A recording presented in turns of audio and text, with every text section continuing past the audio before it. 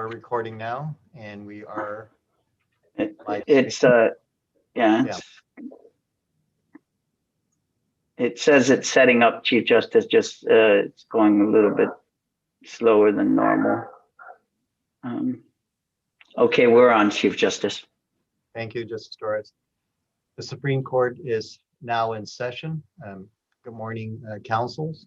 I'm going to ask if the clerk will please call the case. This is Supreme Court case number CRA19-016, People of Guam, Plaintiff Appellee versus Glenn Siguenza Santos, Defendant Appellant. Appearing for the Plaintiff Appellee is Attorney Courtney Scalesi. Appearing for the Defendant Appellant is Attorney Peter C. Paris. The panel consists of Chief Justice F. Philip Carbolito, Associate Justice Robert J. Torres, and Associate Justice Catherine A. Merriman. Attorney Paris reserves 5 minutes. Thank you. Attorney Paris, you are recognized and you may proceed. Good morning, Chief Justice Carbolito, Justice Torres, Justice Merriman, may it please the court. Mr. Santos is serving a 20-year sentence arising from a trial in which he was convicted where 4 hearsay articles were injected through the pretext of 702 expert testimony, where a manifest error mandated a mistrial, where the prosecution commented on the defendant's failure to present evidence, exculpatory evidence, or the affirmative defense of alibi, and where 500 instances of uncharged conduct were admitted into evidence without prior disclosure and without evidence.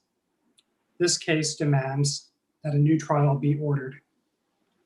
On the first issue, the trial court abused its discretion when it admitted over the defendant's objection the expert testimony of Ms. Rios.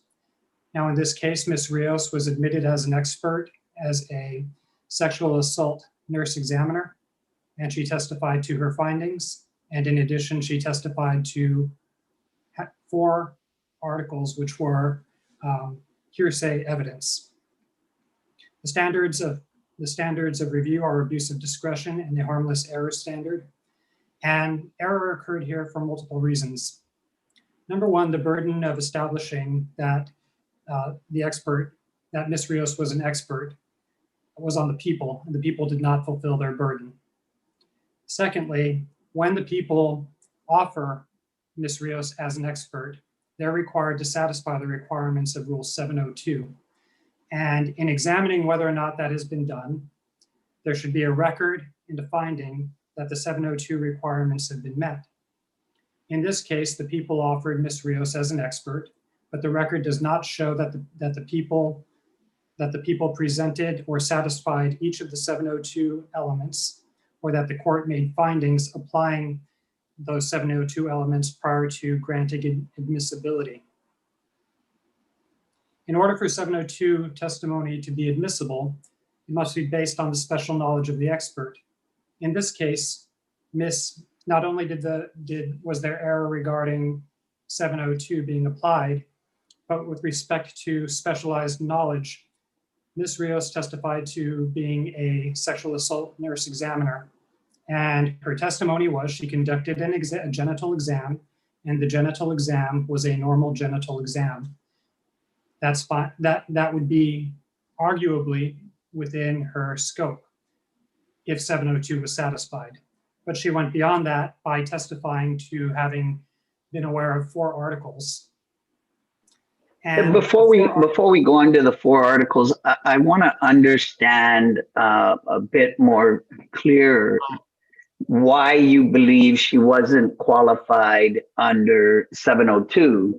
I think she had provided testimony about her bachelor's in science and nursing from the University of Guam. She also testified she had received a certificate as a sexual assault nurse examiner for pediatrics and also for adolescents and adults.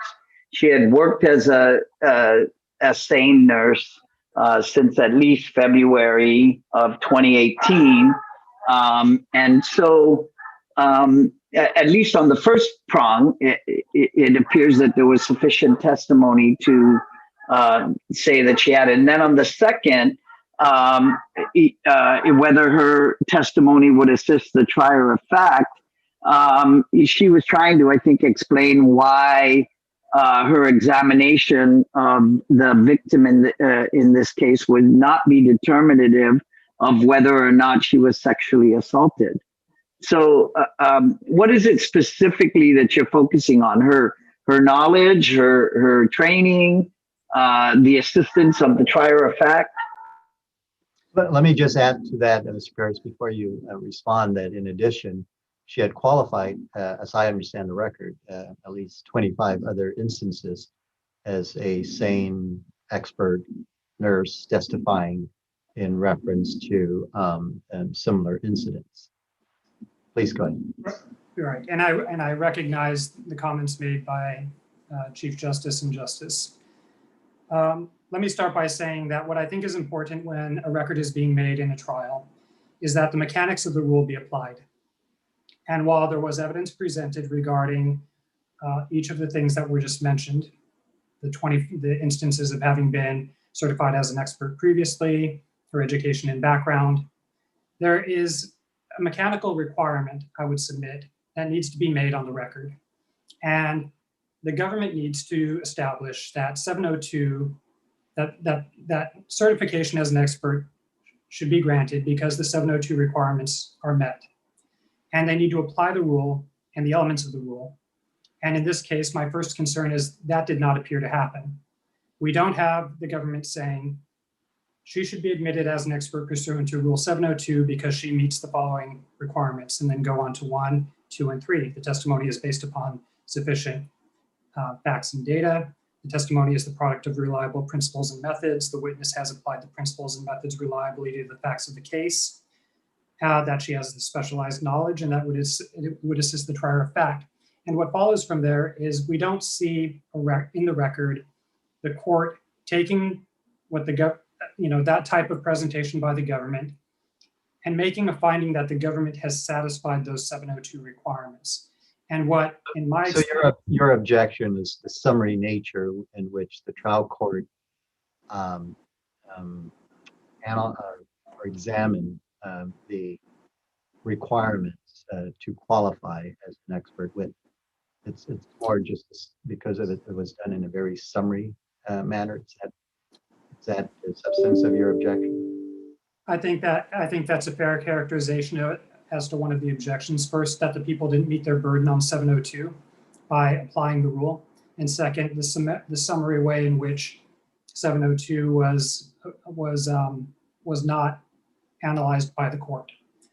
But let's assume that those things did happen, and then go to the next concerns, which are, number one, did she testify to matters that were within her scientific, technical, or other specialized knowledge? And I would submit, all right, let's accept for the sake of argument that she could testify as a sane nurse.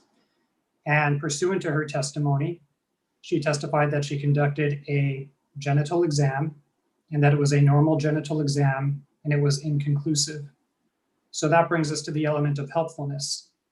If you have this normal genital exam and it's inconclusive and it does not establish that sexual assault occurred or didn't occur, then I would argue that that does not help the jury, and therefore that testimony should not have come in. But in addition to that, and even what I think is more egregious, is that not only did she testify to that, but she also testified regarding 4 articles that she did not author. Now, I'm a lawyer, but I'm not an admiralty lawyer. And, just because I read some cases regarding admiralty does not entitle me to represent myself as an admiralty expert lawyer in front of the court or to potential clients. So but she may. What the government argues as to the reason why Nurse Rios' testimony was helpful to the jury in this case is because you had an accusation of the defendant being accused of digital penetration, and that the maybe common perception is that there would be some indication of injury, in this case to the hymen, as what has been described. And if there is no indication of injury that would suggest that there was no penetration. But a sane nurse who is qualified as an expert in this field and gives an explanation that no, that's not what that means automatically, and this is the reason why. That's to me seems to be helpful to the jury in understanding that although there is the accusation of a digital penetration and no indication of an injury, that doesn't mean that there was no penetration. And what I find troubling, and I recognize the comment, I recognize the point. But what I find troubling is under 702, she's supposed to testify to her own area of expertise. And just because she's an expert as a sane nurse regarding sexual assault nurse examinations does not make her an expert regarding the substance of the 4 articles that were brought in through her at trial. And the concern is manifold regarding those 4 articles. One is they constituted inadmissible hearsay pursuant to 6 GCA 801. And there was no analysis of whether or not a hearsay exception applied. Secondly, for example, section 803.18, maybe arguably that could have applied, but the government did not argue that in the face of the objection by the defense, and the court did not analyze that or make a finding that that applied.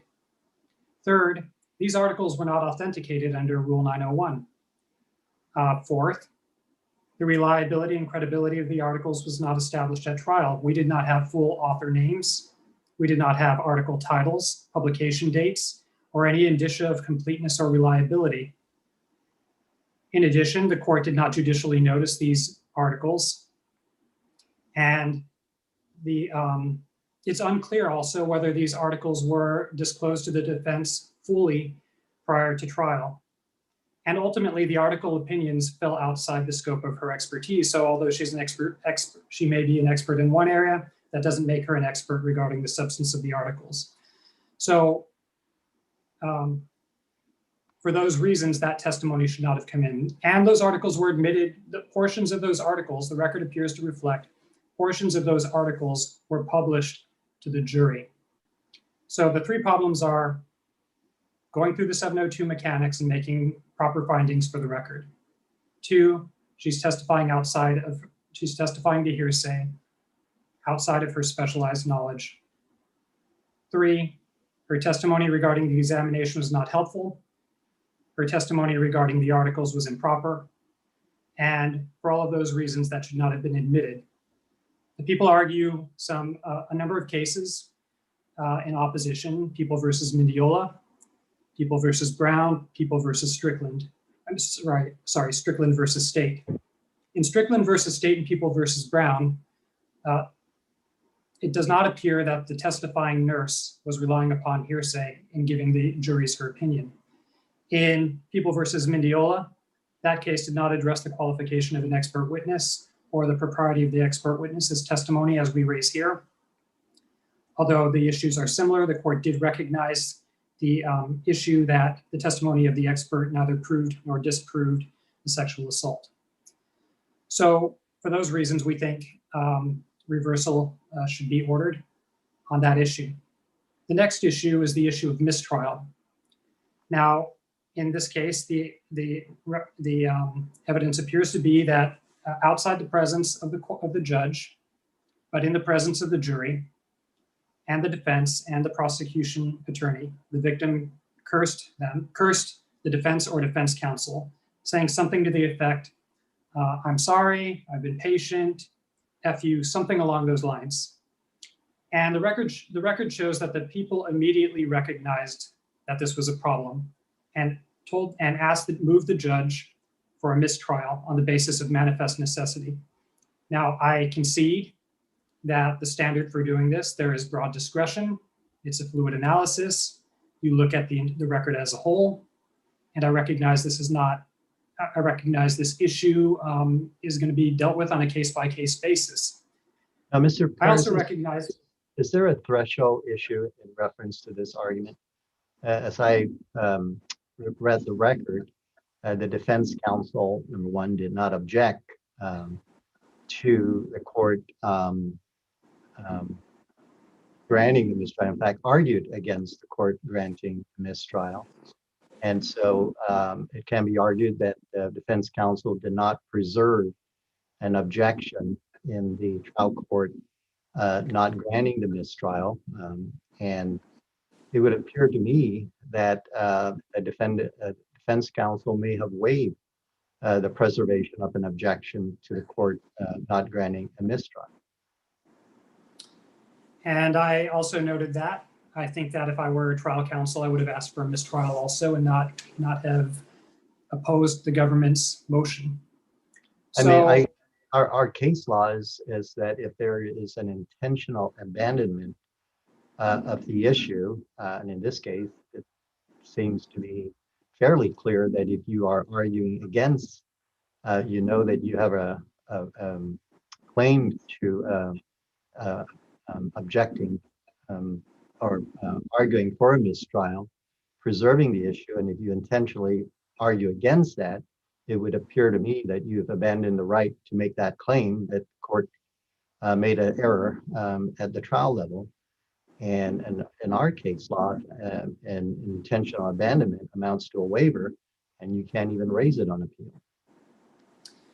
And of course, I'm looking at this from the perspective of an appellate lawyer, trying to make sure that my client's trial rights were protected, and the perspective of trial counsel, maybe seeing a strategic advantage in opposing a mistrial, may have felt differently and argued accordingly. On this appeal, I asked the court to look at the record and see whether or not this type of argument could be waived by trial counsel. When we have manifest necessity, if the court finds manifest necessity warranted a mistrial, does an abandonment argument outweigh or waive that manifest necessity? So that's the concern. And we've got the prosecutor who is in a very good position and who would typically not be motivated to ask for a mistrial. I've never seen a prosecutor ask for a mistrial in any trials I've ever done. I've asked for mistrials and they've always been vigorously opposed. So when you've got the prosecutor asking for a mistrial and saying it's justified by manifest necessity, that's very telling. That prosecutor knew the dynamic of the case and was in a perfect position to make a determination whether this argument was appropriate, and made that. It would have helped the defendant's cause by defense counsel agreeing. I agree. I think that it would have been harder for the court to deny the motion had defense counsel joined in it. But I'm not going to second guess counsel. I'm here on appeal, and I think that the issue needed to be raised, and I submit that the denial of the mistrial was error. And I would note that the prosecution noted to the trial court that this could not be cured by an instruction. This could, what did they say? It could not be cured by striking, and it could not be cured by an instruction. And when you've got the prosecution saying that, I think it's very telling, and I think it merits a level of weight in contrast to if a defense lawyer asks for a mistrial and it's denied. I do recognize the difficulty in presenting this argument on the appellate level when defense counsel did not object to it and did not endorse the motion. Still, I think it's important to present and ask the court to consider it.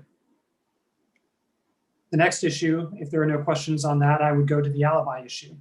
And in the closing arguments, the prosecutor addressed the jury saying, quote, motive, opportunity, lack of an alibi. These are the things the justice system wants.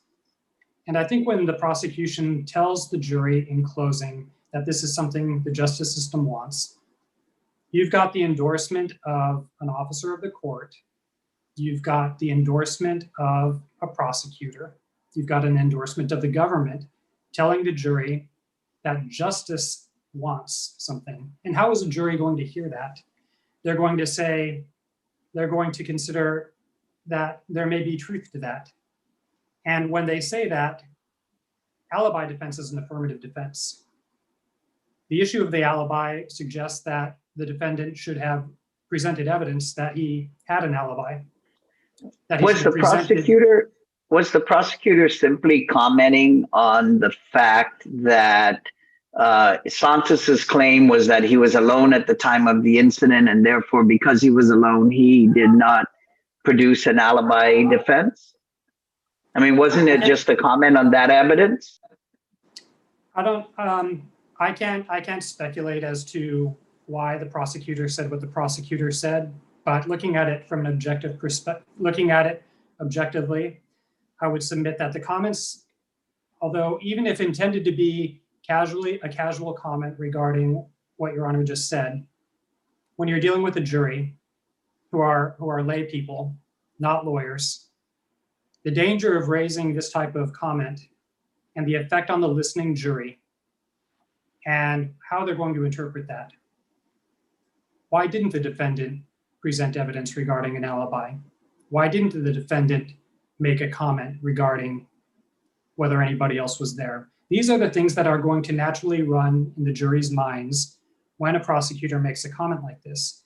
And when a prosecutor makes a comment like this, we know from Supreme Court precedent, Ninth Circuit precedent, and from our own Organic Act of Guam rights and our own and statutory rights regarding the right to remain silent, the burdens of proof, et cetera, that we raised in our brief, that those are all implicated. And we would submit that this constitutes reversible error and ask the court to so find. I'd like to examine the reversible error part of your statement. Assuming, and I think Justice Torres raises that there are issues in reference to whether or not there was error. But since defense counsel did not object to this during the closing argument, this statement being made, I would think that this would be subject to a plain error analysis. And even if you get through that there was error and the error was clear, and that's questionable, you ask the question whether or not the defendant's substantial rights were affected. And in our case law and part of the examination of whether or not substantial rights were affected, you look at, despite the government's statements, what was the state of the evidence in reference to the defendant's guilt or innocence. And here you had the victim testify that seemingly persuaded the jury in reference as to what happened. So even if you were to get through the plain error analysis that there was error, it was clear, how was the defendant's substantial rights affected in this regard? So we presented this as a de novo review argument because it raised constitutional issues. So if we're wrong about that and it's plain error, so was there error? The error would be that the prosecutor cannot comment on the defendant's failure to present evidence, the failure to testify, and comment on silence. And these errors are clear and obvious because under AGCA 1.11d, 1.11e, 75.60, statutorily, these are defendant's rights. These are also embodied in the Organic Act, the Fifth Amendment, Supreme Court precedent, Ninth Circuit precedent. So I would submit that the error in doing so is clear and obvious. With respect to substantial rights, the defendant has those rights I just articulated: the right to remain silent, the right not to have to present evidence, the burden of proof is on the government. So when you analyze that, those elements in the substantial rights element of the test, as Justice Torres points out, there's a fine line in reference to commenting on the evidence. In this case, the defendant did not produce any alibi defense, and defense counsel is saying, although that was not my principal defense, yes, in fact, I was outside smoking, and when I was in smoking, I was in the room with the victim's mother, and so I don't see it as being a clear-cut case of prosecution commenting that the defendant, that the prosecution has the right, has the burden of proving beyond a reasonable doubt, and suggesting that the defendant has that burden, or that there is any obligation on the part of the defendant to produce evidence in the case, but it's more that in reference, or to remain silent, I should say. But it's more that that there's case law that's not error for the prosecution to comment in terms of the state of the evidence, if defendant is in some way claiming an alibi defense, that there was no evidence produced to that effect. Well, number one, the defendant did not produce an alibi defense. Number two, it's one thing for the government to comment on the state of the evidence. The police report said that the defendant made these statements to the police. That's one thing. But what happened here is the prosecutor said the justice system wants certain things. And that's very different than saying this is what the investigation revealed. Motive, opportunity, lack of an alibi. These are the things the justice system wants. So I think it goes beyond commenting on the evidence. And it's not a situation where the defendant raised the issue at trial regarding alibi defense. It is the prosecution taking it upon themselves to present an argument to the jury that justice wants something that the defense did not give. And that's the implication, and that's the concern. And I think the line was crossed. And for those reasons, we think that this case, we need a new trial. For the three errors we just brought up, and the error that I'm going to raise next, we need a new trial. And on this last issue, my client was charged only with one incident, which resulted in two charges on one date, February 17th, 2018. But at trial, what happened? For the first time, the victim then testifies to 500 instances plus of uncharged conduct. And I say 500 because she said it happened from 7th to 8th grade, which is 5 years, 3 to 4 times per week, every other week for 5 years. 26 weeks times 4 times 5 is 520 uncharged past allegations. There's no discovery regarding 520 past allegations. There are no charges. There are notice requirements under 404B. There are notice requirements under Rule 413. And it does not appear that any of these things were met. And it was an abuse of discretion for this evidence to come in. And while it was not objected to under the plain error analysis, there was error, and the error was clear and obvious, because under 402, 403, and 404, those rules of evidence, those all must be satisfied before evidence can come in. And there was no analysis of 442, 404, 403, or 404B, the balancing requirements, the determination of whether the danger of unfair prejudice is outweighed by probative value. None of those things were done. And in addition, 413 regarding past conduct, that was the statute under which this evidence was presumably coming in. But there's a 3-part test. And that 3-part test. But could the reason that the court did not conduct this analysis be because the parties had stipulated, defense counsel had stipulated for the admission of this evidence? He made a tactical decision that he wasn't going to object to that evidence coming in because he wanted to also attack the credibility of the witness concerning those incidents on cross-examination. So are you suggesting that even if defense stipulates and agrees to it, the court still is required to conduct this 413 analysis and the 403 analysis? I guess the issue that I saw, and I anticipated that this would be the question, is can you cure it after the fact? Because the evidence was presented and admitted on May 2nd, 2019, and the stipulation was executed and filed the next day on May 3rd, 2019. Can you go back and stipulate away something that already happened. I don't think you can. I think this was admitted prior to the stipulation, and this would, although there was no objection, it was still plain error because you've got error. There's no application of 402, 403, 404, and 413 in the Chanel test. It's clear and obvious under those provisions. Substantial rights were violated. My client's rights regarding the evidentiary safeguards that he should enjoy during trial. And ultimately, don't, as a matter of justice, do we not want to preserve these rules when we have trials, and when those rules are not applied as they should be? Does that not result in a miscarriage of justice? And ultimately, when we have all of these errors, whether individually or together, we've got a guy who's serving 20 years. If this case goes to retrial, Mr. Santos is going to win.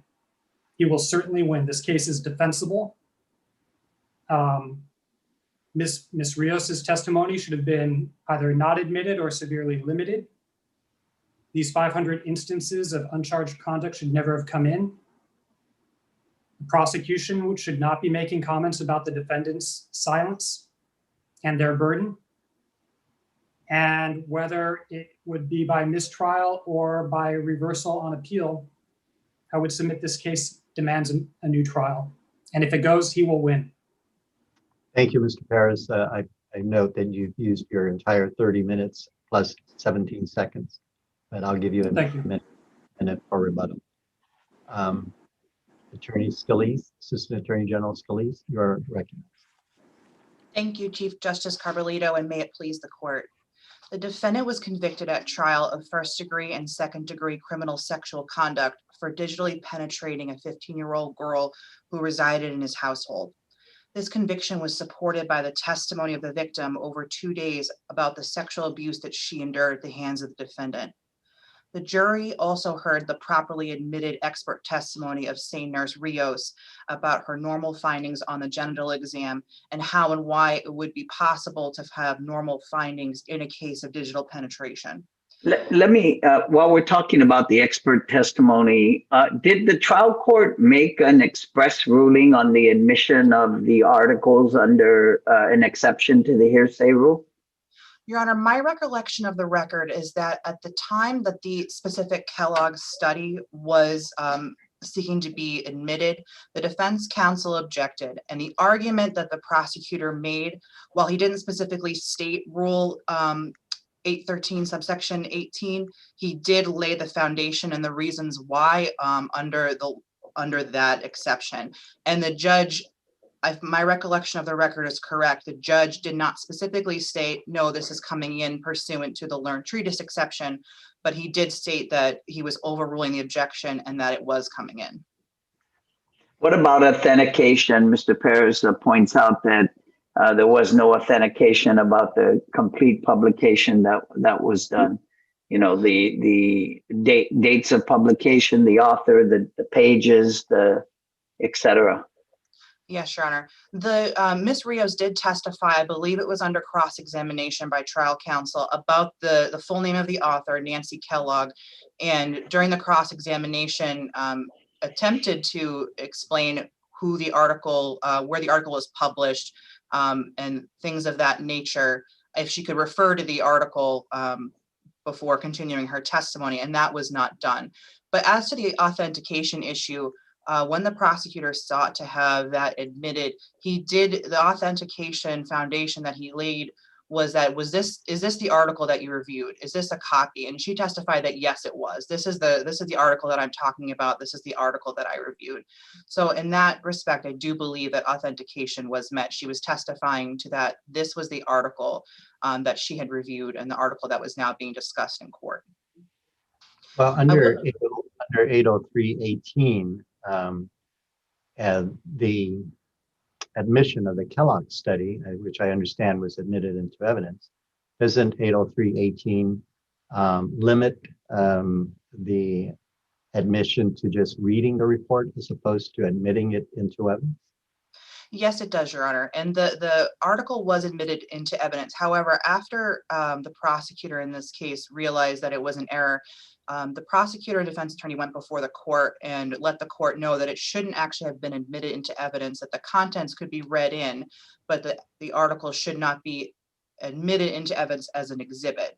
So the judge did give did give jury instructions to the jury about how they were not going to receive the article in evidence to review during their deliberations, and that they were going to have to rely on their recollection of the testimony about the Kellogg study from Ms. Rios. So I do believe that even if it was an error to admit the Kellogg study into evidence as an exhibit, the jury never received it as an exhibit during their deliberations.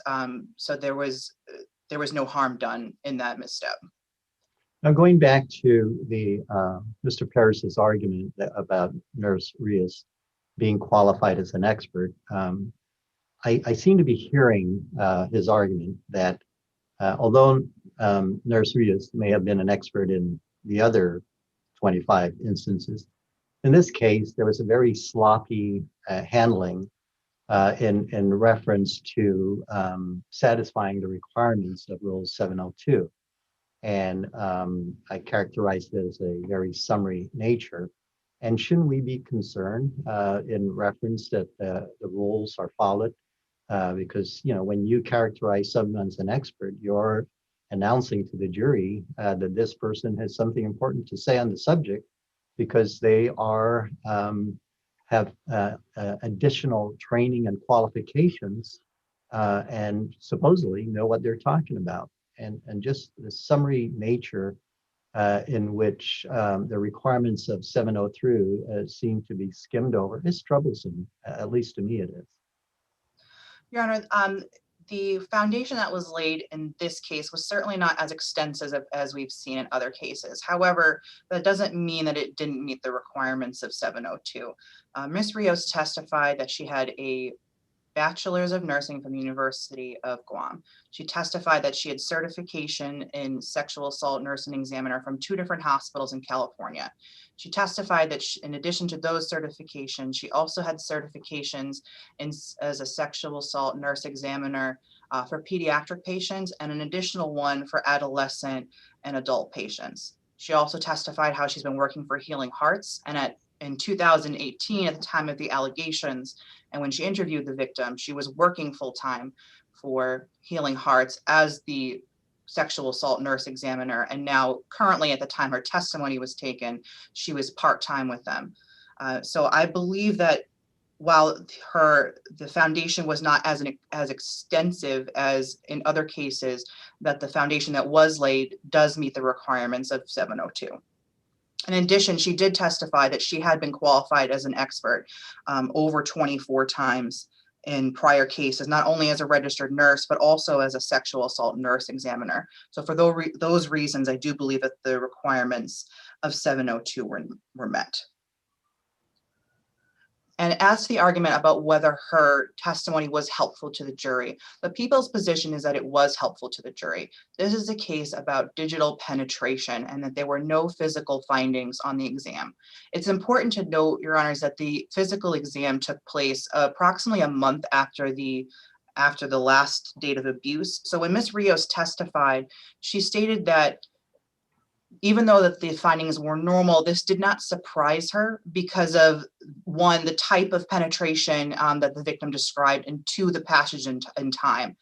And so her testimony about how just because there were normal findings doesn't mean that sexual assault or sexual penetration did occur, but it also means that it didn't occur.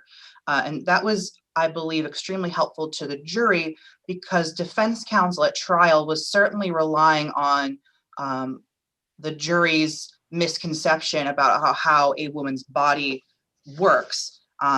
He specifically, in his closing argument, compared a woman's hymen's ability to heal to a circumcised penis's inability to regrow a foreskin, and also compared a woman's hymen's ability to heal itself to a lizard respawning a tail. So he was certainly relying upon people's misconception about how the human body works. And in that way, Ms. Rios's testimony regarding the normal findings was helpful to the jury. And Your Honor, in turning to my second point, which is about that the trial court did not abuse its discretion when it denied the people's motion for a mistrial. The trial court, excuse me, does have broad discretion in deciding whether or not to grant a mistrial. And I think in this case in particular, it's really important to look at what happened in the record that led up to the outburst. This was a 16-year-old girl who was testifying on the stand over 2 days about the sexual assault that had happened to her. She was subject to hostile treatment by the defense counsel that at times in both the people's direct examination and in defense counsel's cross was at times inappropriate and unprofessional. Her outburst was off the record outside of the presence of the judge and jury. The prosecutor and defense counsel did bring the judge back in and make the record about what happened. The outburst was unclear about whether it was directed at the defense counsel himself or at the defendant. It was certainly directed towards their table, but it was absolutely not prompted by the prosecution, and her outburst had nothing to do with guilt or innocence about the defendant. The victim was admonished about her behavior by the judge outside of the presence of the jury, and the jury was then immediately given a curative instruction, and there was no further incident about that. And Your Honor, I would like to point to several cases that we cited in our brief about similar instances of outbursts. The first one is Taylor v. State. That was also a sexual assault trial that became very emotional, and during the testimony, the victim had looked at the defendant and just said, you. And in that case, an admonishment and a curative instruction was upheld to be appropriate and did not warrant a mistrial given the circumstances. I'd also look to State v. Anderson, which is a South Carolina Supreme Court case. In that case, it was not a sexual assault case, but it was a murder trial. Again, emotions were very high. And in that case, the witness looked at the defendant and said, why did you do it? Why did you have to kill her? And a mistrial was denied in that case as well. And there was no curative instruction. So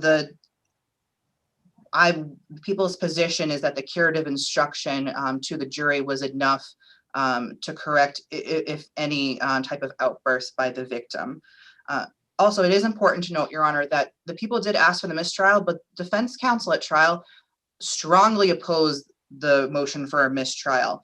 And our interpretation is that he believed that her outburst would have turned the jury against her, resulting in an acquittal. So because he vehemently objected to the granting of a mistrial, it is our position that he has waived that argument on appeal. And now I do want to turn to our third point about the prosecutor's comment on the lack of alibi. Our position is that was not a comment on the defendant's constitutional right to remain silent or in any way burden shifting, but was rather the prosecutor simply summarizing the testimony of the prosecution's witnesses about the presence of the defendant at the time of the crime, including the defendant's own statement to the police. This case, Your Honors, was never about alibi. It was never a question of, no, the defendant couldn't have done it because he wasn't there. The testimony at trial is that this incident occurred in the defendant's house. Several witnesses testified that they had come home from attending a rosary. The defendant, the victim, the victim's brother, and the victim's mother were all present in the house. So our position is that it was the prosecutor's comment about how there was a lack of alibi was not in any way an indication of the defendant's failure to testify, but was rather just simply summarizing that the defendant was present in the house. He wasn't anywhere else based on the testimony of the prosecution witnesses and his own statement to police. And in addition, Your Honor, even though we don't think that it was improper, even if it was, the jury was repeatedly instructed about how the burden fell solely on the prosecution to prove each and every element beyond a reasonable doubt. The jury was given this instruction after the people's initial closing, before rebuttal arguments, and then was also given this instruction again during formal jury instructions about how the prosecution has the sole burden of proof, the defendant never has any burden of proof, and that the defendant is presumed innocent, and that we have to prove each and every element of the case. And I'd also like to point your honors to a case that we had cited in our brief. It's a case out of the state of Hawaii, State v. Austin, where there was a similar incident where the comments by the prosecutor about a lack of alibi were deemed harmless beyond a reasonable doubt because of all the jury instructions that the jury received by the judge about the prosecution's burden and how there was never a burden on the defendant. So again, our position is that this comment was in no way misconduct, but since one, it was not objected to by the defense counsel, it is subject to plain error review, but there was no plain error because of all the instructions that the jury had received about it was the people's burden to prove the case. And Your Honor, as to the last point, as to the 413 evidence, there was an executed stipulation by trial defense counsel and by the prosecutor in this case. And but that stipulation came in after the testimony was already admitted, and the trial court didn't conduct any analysis at the onset before the admissibility. He didn't conduct the analysis that we required under Chanel, the 3-part test for determining if the evidence was admissible at all. Correct, Your Honor. There definitely was none of that on the record. However, if you look at the stipulation, which we attached in our supplemental excerpt of the record at Exhibit 5, the judge signed it as stating that the 413 evidence was proper. And yes, it was the stipulation was completed after the testimony that had come out. I'd also like to point out that but I mean, he said it was proper, but he didn't go through any analysis of the 3-part test that we set forth, or any of the LeMay factors that we set forth in terms of balancing the probative value versus the prejudicial effect. That is correct, Your Honor. There is nothing in the record about that. However, even if it was error for the 413 evidence to be admitted, in People v. Borja, which is 2017 Guam 20, when a defendant incorporates 413 evidence into his theory of the case, mentions it in closing, extensively cross-examines the witnesses about it, he concedes any claim of improper introduction of the 413 evidence and cannot claim prejudice. The trial defense counsel wanted this evidence to come in. It was his whole theory of the case, and I believe he explicitly stated that on the record at the time that the prosecutor and the defense attorney went before the judge to talk about the stipulation, is that his plan was to use this 413 evidence to try and discredit the witness. So because he relied so heavily upon it, and it was his entire theory of the case, he's waived any claim of it being improperly admitted. He relied on it heavily in his opening, in his cross-examination of the victim, and in closing. So therefore, he's waived any objection, even if it was improperly admitted. If it wasn't a waiver, and we have a plain error review standard, and as you claim, or as is being asserted here, there is error in failing to do at least the 403 analysis, and whether or not the after the fact cures the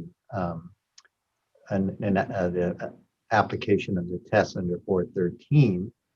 The question is was his substantial rights affected as a result? I don't know necessarily if the waiver is the correct analysis.